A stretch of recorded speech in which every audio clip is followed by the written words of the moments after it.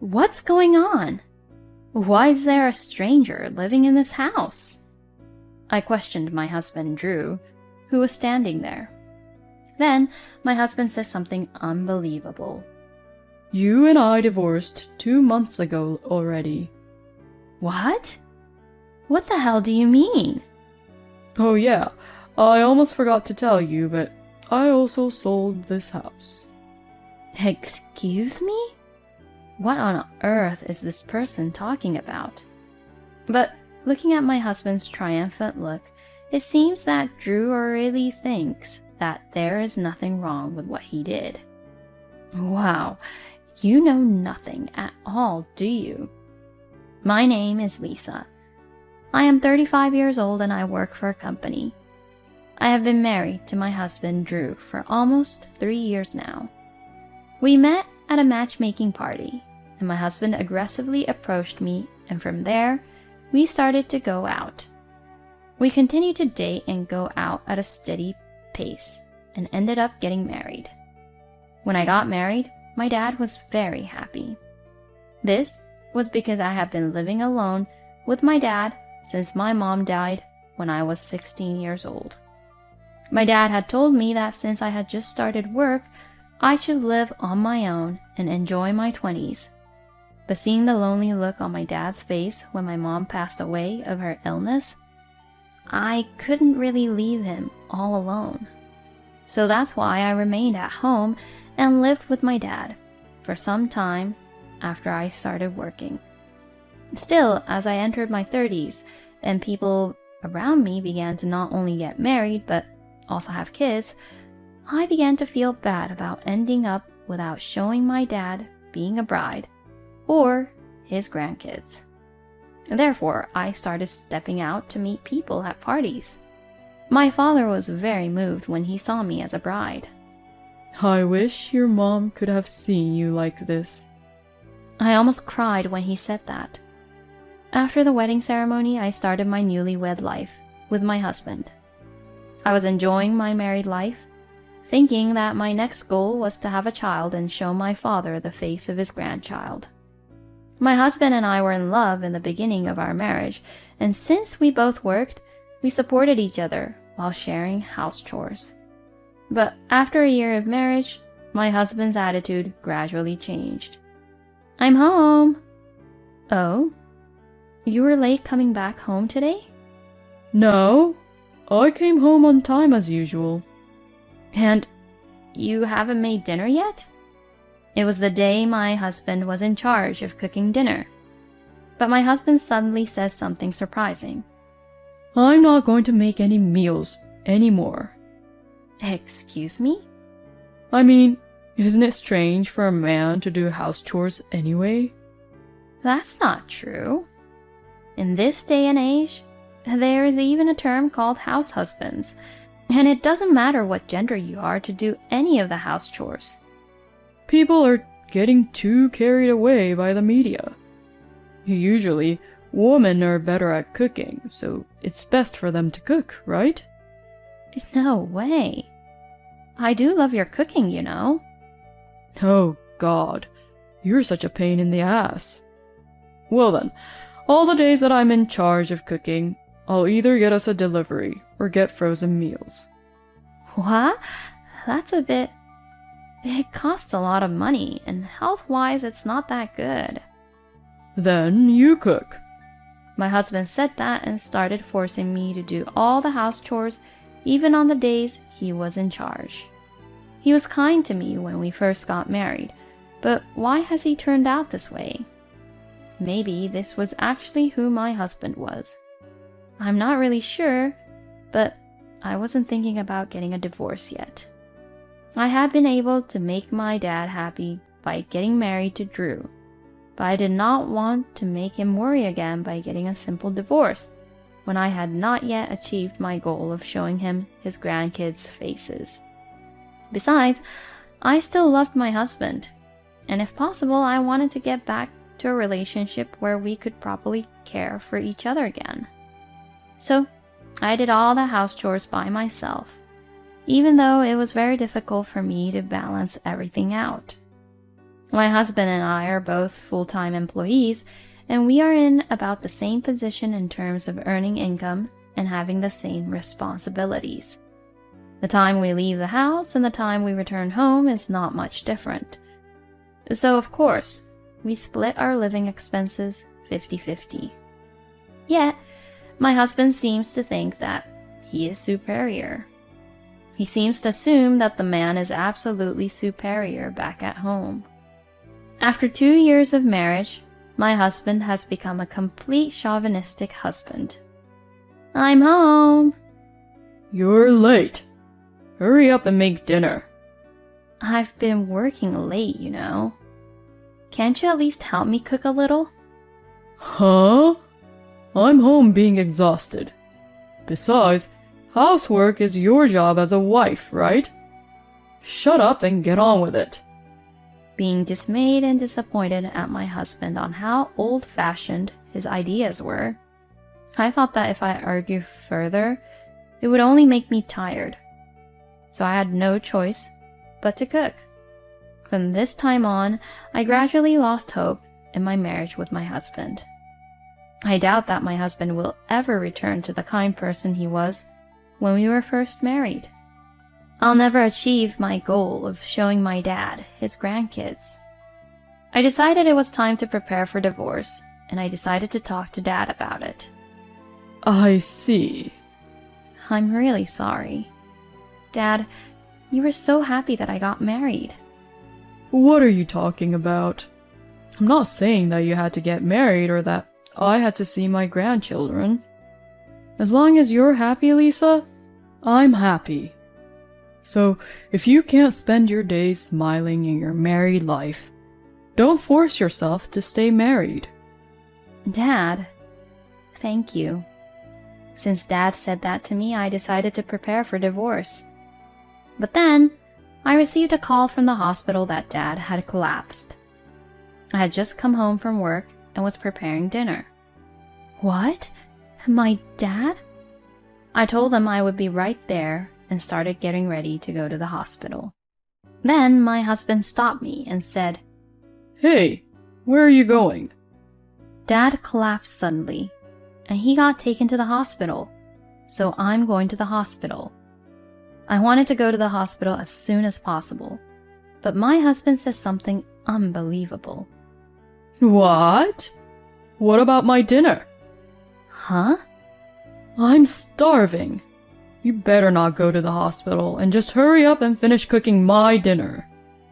I despised my husband for what he had said. My love for him had long since disappeared. I mean, I came to really dislike him, or rather, his very existence had become impossible for me to handle. Before I knew it, I was yelling at him. I'm not your mother, you know. Don't be a grown man waiting to be fed like a baby bird. You should at least prepare your own dinner. My husband looked in shock that I said such a thing. I ignored him and left the house, got into the car, and drove to the hospital where my dad was taken.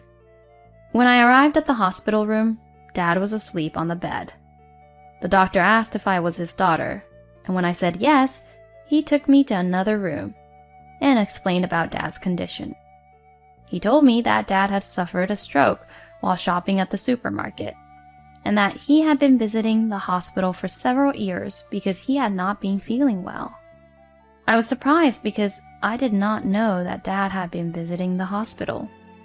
The doctor told me that he would be in the hospital for a while and asked me to bring him a change of clothes and, if possible, to visit him frequently to check on him.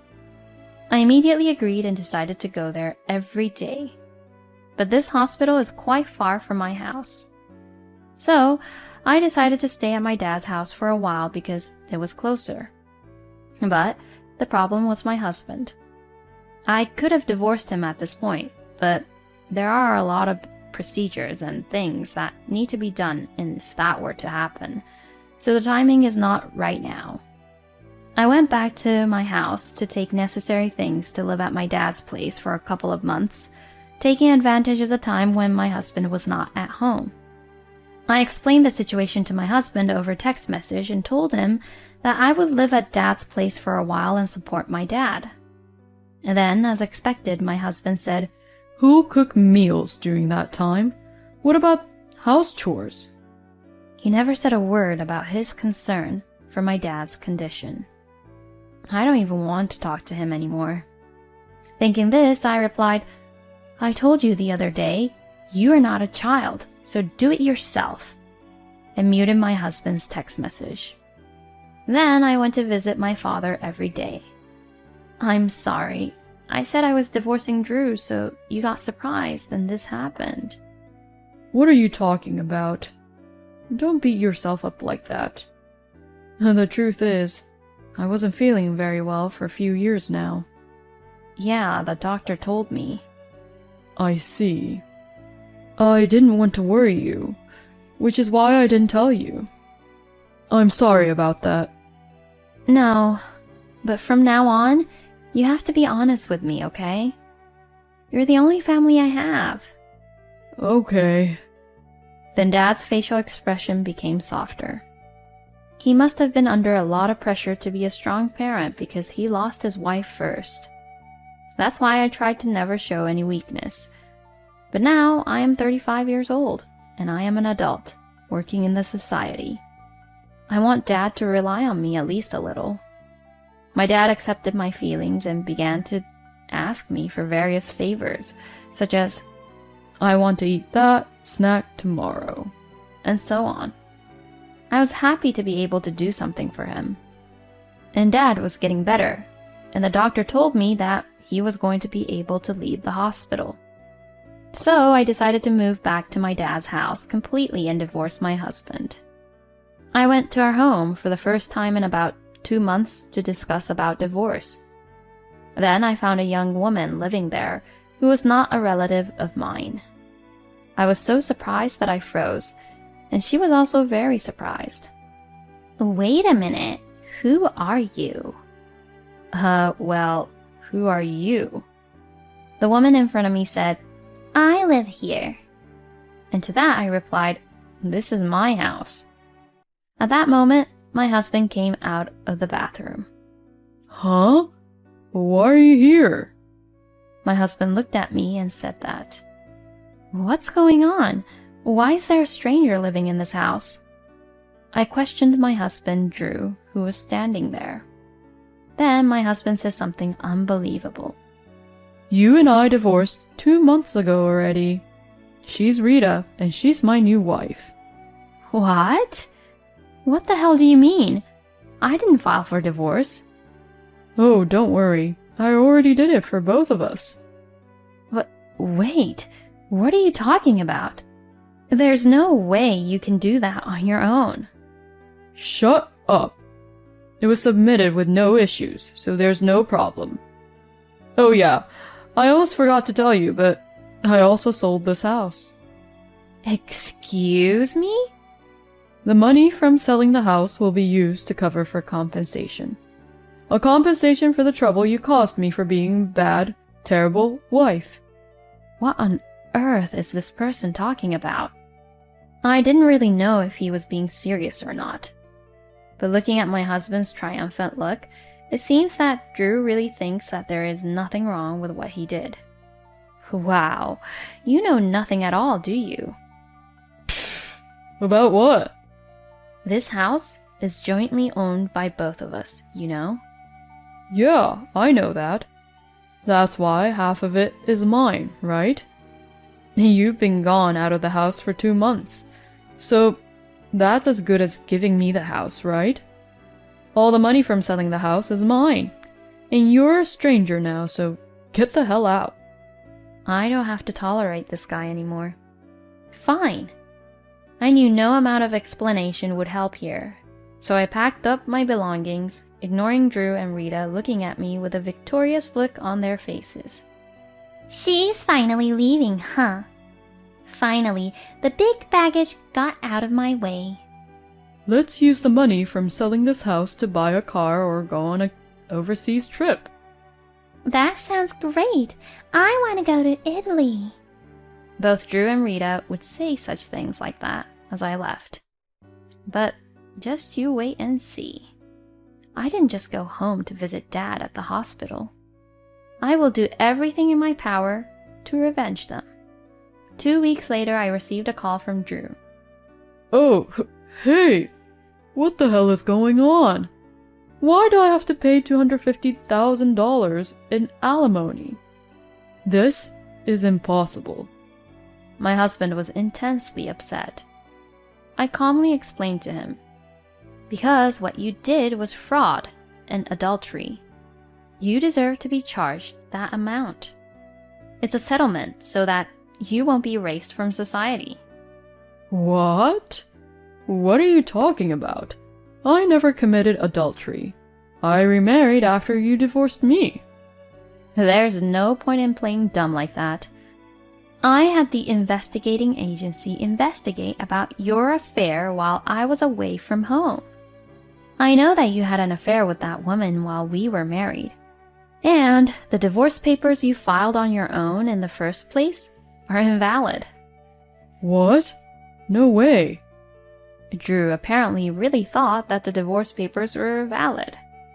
But since we have proof of Drew's affair, he understood that he would have to pay alimony. The crime of submitting the divorce papers without permission is also known as a forgery of a private document.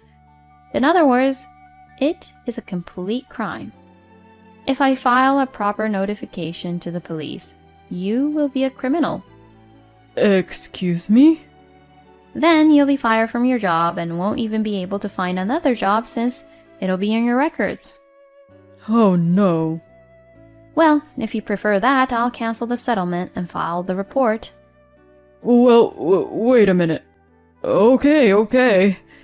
But even so, isn't $250,000 too much?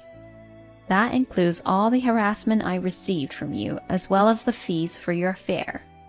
So I get $200,000, which is half of the $400,000 you sold the house for, and $50,000 in alimony. No way! I'm going to be left with $50,000 in debt. So I can call the police then? But if I do that, I'm sure you'll lose more than $50,000 though. Oh, I got it! I'll pay you. Just don't do that. It's settled then. Thus, I officially divorced my husband and got all $400,000 of the money from selling the house. And since my husband said he couldn't pay in one lump sum, he decided to pay the $50,000 in alimony in installments. I told him that if he failed to pay the alimony, I would report the crime to the police, so the payment has been made without delay.